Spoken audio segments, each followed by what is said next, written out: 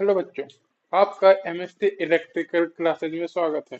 तो हमारा जो चैप्टर चल रहा है, जो बेसिक इलेक्ट्रिकल में हमारा आवेश स्थिर विद्युतिकी चैप्टर चल रहा है, उसमें हमने कल आवेश पढ़ा था। अब हम आवेश के कुछ अन्य भाग पढ़ते हैं, उसके आगे का हिस्सा पढ़ते हैं।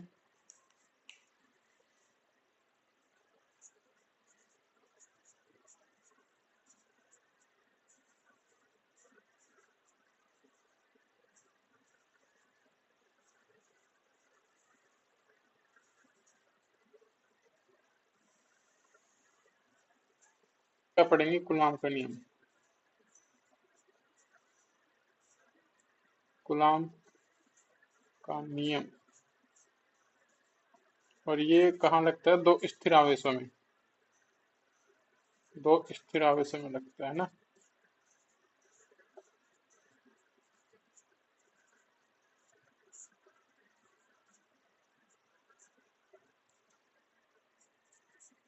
तो अभी हम पढ़ेंगे कूलाम का नियम। तो कूलाम का नियम है, ये हमारे स्थिर आवेशों में लगता है।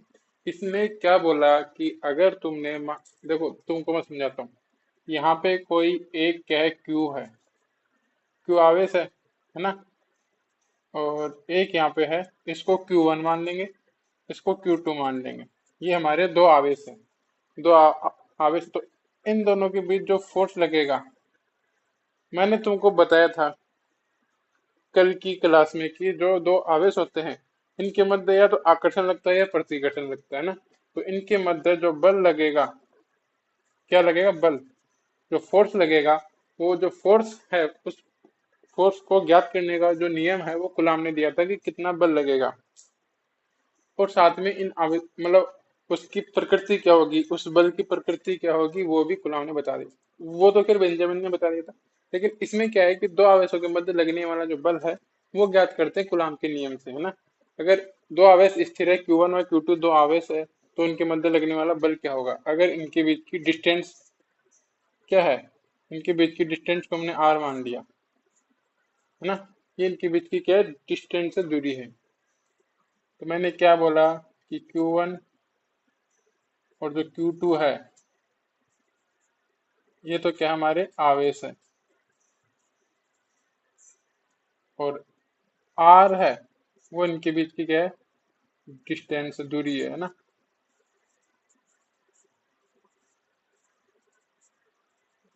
डिस्टेंस से दूरी है। और F तो अपना फोर्स हो गया, जो हमें ज्ञात करना है, मतलब फोर्स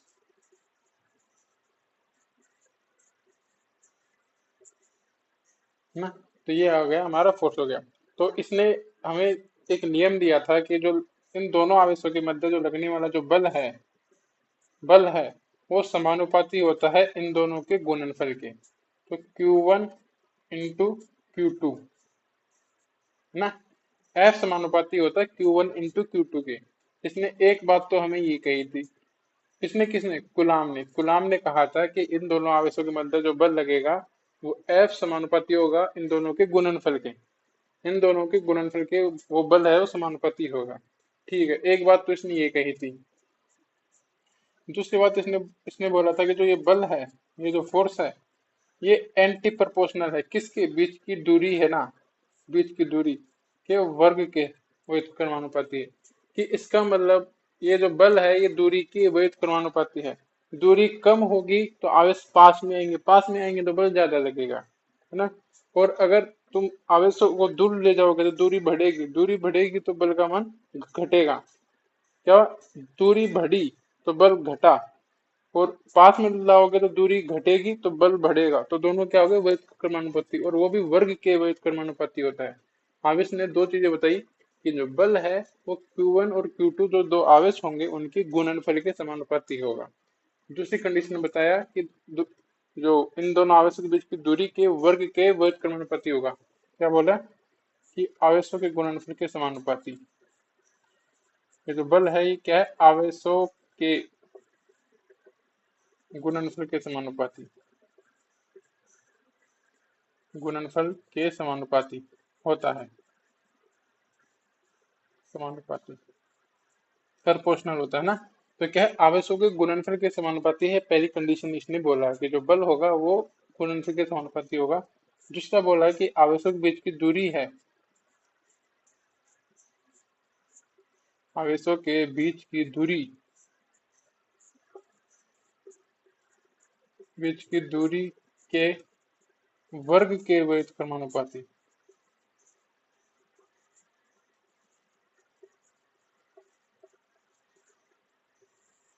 व्युत्क्रमानुपाती है ना। इसने ये दो बातें कही थी।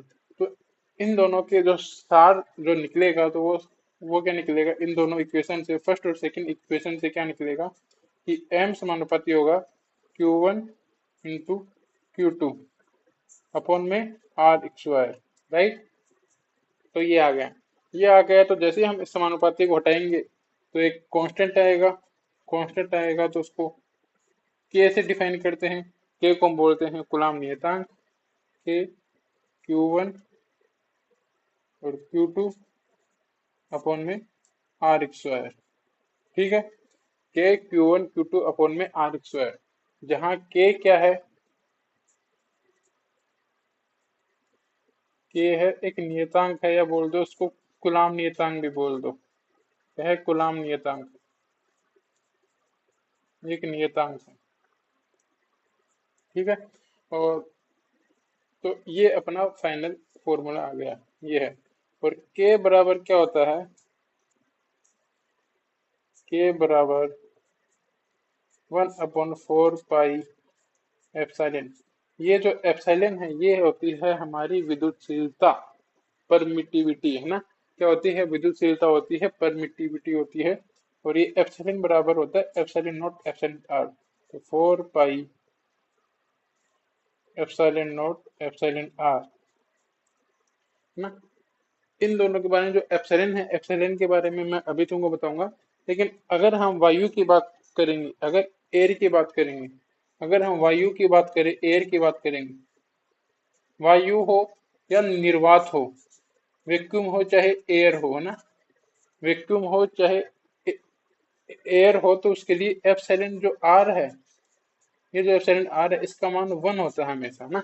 एप्सिलॉन आर का मान 1 होता है। तो तुम इसकी जगह, ये एप्सिलॉन आर की जगह 1 लिख दोगे तो याद आएगा 4 पाई एप्सिलॉन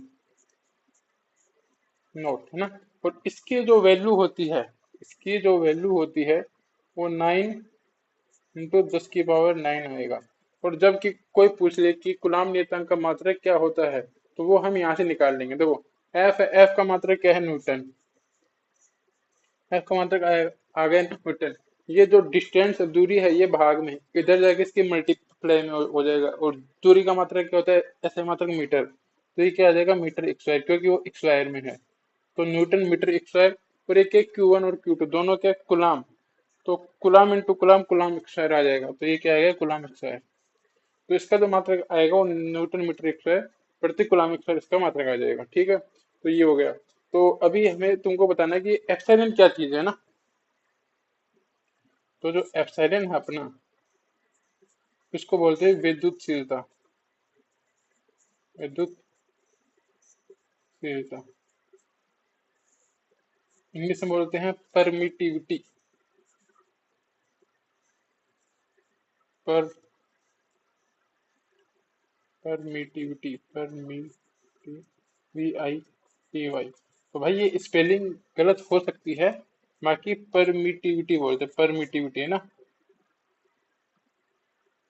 हाँ, तो ये क्या है, परमिटिविटी, विद्युतशीलता। इसका जो मात्रक होता है वो क्या होता है, इसका मात्रक होता है फेरड प्रति मीटर, फेरड प्रति मीटर। अभी तुमको पीछे बता के आया था कि फेरड क्या है, आवेश का मात्रक होता है ना। तो ये क्या है, फेरड प्रति मीटर है, इसका मात्रक फेरड प्रति मीटर होता है। तो ये तो है, इसको तो डायरेक्ट विद्युतशीलता बोलते हैं। एप्सिलॉन नोट होता है, एप्सिलॉन नोट, इसको बोलते हैं कि हवा, हवा की विद्युतशीलता, वायु की विद्युतशीलता, वायु या निर्वात की विद्युतशीलता बोलते हैं। वायु की विद्युतशीलता, वायु या निर्वात, वायु या निर्वात कर लो तुम तो निर्वात की विद्युतशीलता।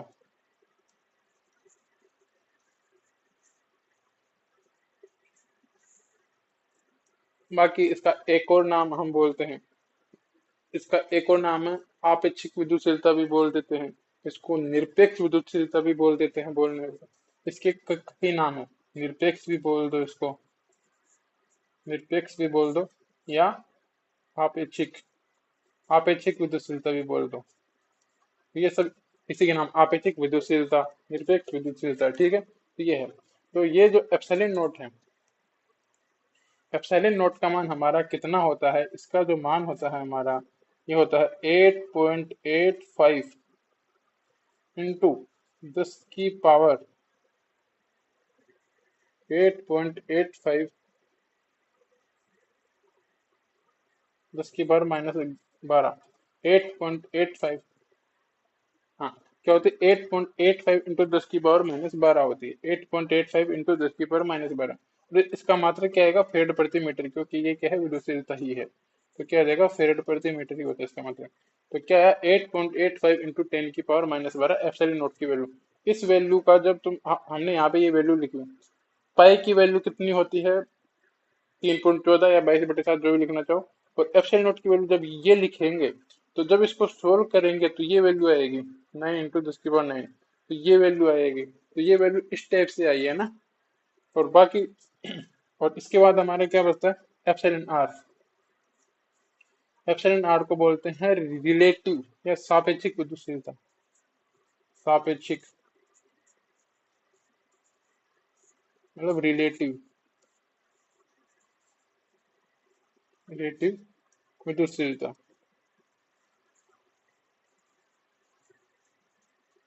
और इसका कोई मात्रक नहीं होता, ये क्या होती है, मात्रकहीन राशि अपनी, मात्रकहीन। तो इसका कोई मात्रक नहीं होता। अब क्यों नहीं होता, क्योंकि देखो मैं एक बार तुम्हें रफली समझाता हूँ। एप्सिलॉन बराबर एप्सिलॉन नॉट एप्सिलॉन आर है, तो एप्सिलॉन आर का निकालेंगे तो एप्सिलॉन नॉट भाग में जाएगा। तो फैराडे प्रति मीटर इसका मात्रक है, फैराडे प्रति मीटर इसका मात्रक है, दोनों के मात्रक आपस में कट जाएंगे, कैंसिल हो जाएंगे, तो इसका कोई मात्रक नहीं बचेगा, है ना। तो इसका कोई मात्रक नहीं होता है, ये मात्रकहीन है। और बाकी हवा के लिए इसका मान, वायु या निर्वात के लिए इसका मान 1 होता है, वायु या निर्वात के लिए 1 होता है इसका मान। तो ये बातें तुम याद रखना, ये है अपना कूलाम का नियम, ठीक है। क्या बोला है कि कूलाम का नियम है दो स्थिर आवेशों के मध्य, कूलाम का नियम है ना, स्थिर आवेशों के मध्य लगता है। और भी बोलो तो केवल बिंदु आवेश पर, कूलाम का नियम है ये केवल बिंदु आवेश पर लगता है, केवल बिंदु आवेश पर,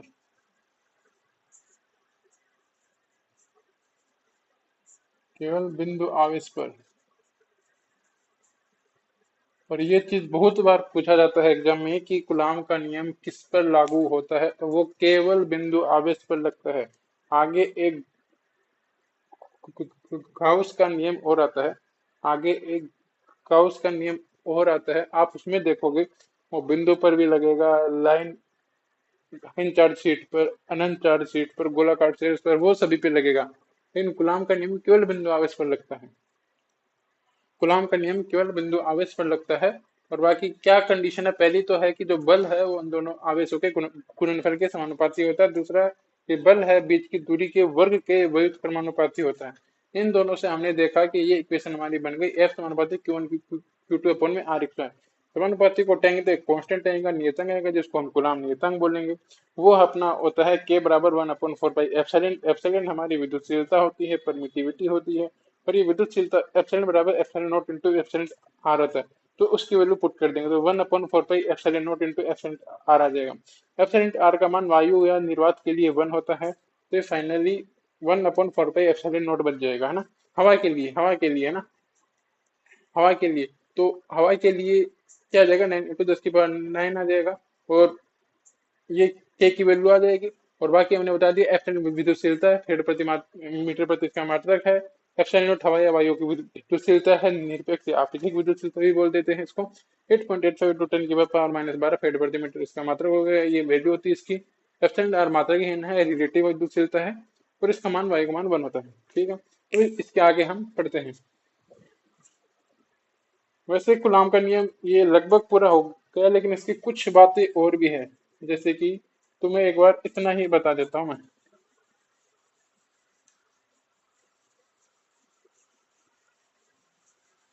अगर कभी गुलाम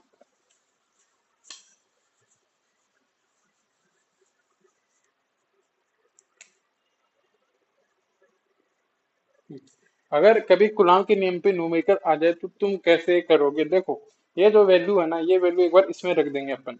एफ बराबर के की जगह 4 pi epsilon naught into epsilon R रखेंगे। 4 pi epsilon naught epsilon R, है ना, into Q one Q two upon में आर स्क्वायर। बिकॉज हमने देखा है कि जो इसकी जो वैल्यू है वो हमने लिख रखी है। इसकी जो वैल्यू है वो कितनी है? 9 × 10⁻⁹, ठीक है। और इंटू Q1 Q2 में आर स्क्वायर, और नीचे आ जाएगा एप्सिलॉन आर भी आ जाएगा ये, ठीक है। तो कभी भी एग्जाम में आए तो ये वैल्यू हम डायरेक्ट लिख सकते हैं, ये वाली 9 × 10⁻⁹। और एप्सिलॉन आर की वैल्यू वो हमें देगा, है ना। एप्सिलॉन आर की वैल्यू हमें देगा, आर देगा, Q1 Q2 देगा, और ये फोर्स है, ये पूछ लेगा, या इनमें से कोई एक क्वांटिटी वो पूछ लेगा, है ना। ये चीजें हैं। और एक चीज इसमें लिख लेना कि इसमें कई बार कूलॉम के नियम में प्रकृति पूछ लेता है कि जो बल लगेगा वो कैसा लगेगा, आकर्षण या प्रतिकर्षण। तो क्या है, आवेशों की प्रकृति के लिए, आवेशों की प्रकृति के लिए, प्रकृति के लिए, कि भाई कभी पूछ ले कि ये जो बल लग रहा है इसकी प्रकृति कैसी है। आवेश कर लो या बल की प्रकृति कर लो, अपने बल की प्रकृति, बल की प्रकृति क्या होगी, है ना, बल की प्रकृति। ठीक है, तो इसमें हम देखेंगे कि अगर हमने कल देखा था कि अगर पॉजिटिव पॉजिटिव सेम सेम आवेश है, पॉजिटिव पॉजिटिव है या नेगेटिव नेगेटिव है, तो प्रतिकर्षण लगेगा, इनों में क्या लगेगा? प्रतिकर्षण, रिपल्सन लगेगा, रिपल्सन।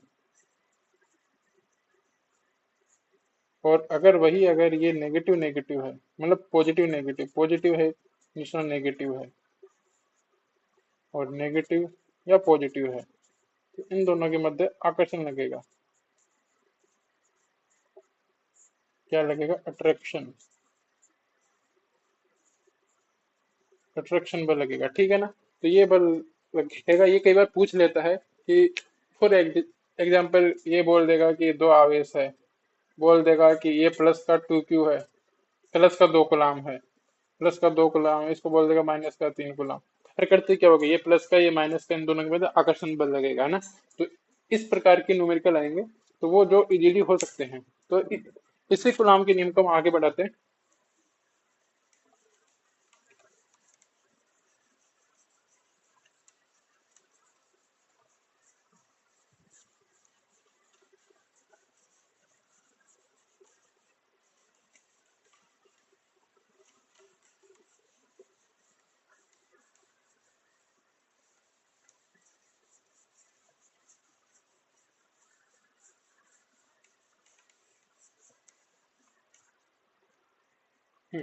ये जो गुलाम का नियम हम देख रहे हैं आगे, तो इसकी कुछ रेंज है कि कहाँ कहाँ गुलाम का नियम लागू होता है, तो इसकी सीमा, गुलाम के नियम की जो सीमा है कि रेंज है कि कहाँ कहाँ लगेगा, इसकी रेंज कहाँ तक है। तो इसमें 3 कंडीशन है, देखो। एक तो कभी भी इसकी जो त्रिज्या है वो इस, मतलब इन दोनों आवेशों के बीच की जो दूरी है, आवेशों के बीच की जो दूरी है, बीच की जो दूरी है वो 10⁻⁻15 से कम नहीं होनी चाहिए, मीटर से कम नहीं होनी चाहिए, कम नहीं होनी चाहिए, ठीक है ना। अगर इससे कम हो गई तो कूलॉम का नियम नहीं लगेगा, क्योंकि वहां न्यूक्लियर फोर्स लग जाता है, नाभिकीय बल लग जाता है, क्योंकि हम जानते हैं नाभिक की त्रिज्या 10⁻⁻15 होती है। तो अगर इससे कम दूरी हो गई तो वो नाभिकीय बल के कारण कूलॉम का नियम लागू नहीं होगा वहां पे। तो आवेशों के बीच की दूरी 10⁻⁻15 से कम नहीं होनी चाहिए। अगर इससे कम होगा तो कूलॉम का नियम लागू नहीं होगा। दूसरी की आवेशों के बीच की दूरी ज्यादा अधिक भी नहीं होनी चाहिए, हद, ना, आवेशों के बीच की दूरी आवेशों के बीच की दूरी बहुत अधिक नहीं होनी चाहिए, बहुत अधिक नहीं होनी चाहिए, नहीं होनी चाहिए। अगर कुछ ज्यादा ही दूरी हो गई तो भी नहीं लगेगा, क्योंकि जो ये गुलाम जो आवेशों के बीच जो बल लगता है वो इतना फोर्सफुली नहीं होता है कि वो अधिक दूरी पर भी लग जाए ना। तो ये हो गई। और तो ठीक ऐसा तो तुम्हें बता ही दिया कि केवल बिंदु आवेश पर लगता है, केवल बिंदु आवेश पर, केवल बिंदु आवेश